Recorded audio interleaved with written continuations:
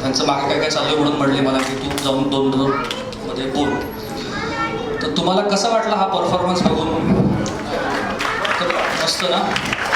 मला आत्ता चिठ्ठी आली आतमध्ये रवी गोडसे आणि त्यांच्या मिसेसची की पुढच्या वेळी आमचाही परफॉर्मन्स ठेवा असा जोडीचा.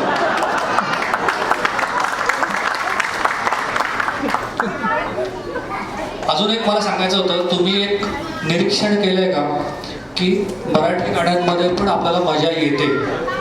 तर ही सगळी गाणी, गुढीपाडव्याची गाणी आता आपण जाणीवपूर्वक आणि आवर्जून मराठीच ठेवतोय आणि त्याची मजा आपण सगळेजण मिळून घेतो. असाच एक पुढचा मराठी गाण्यांवरचा तडकदार परफॉर्मन्स आपण पाहूया.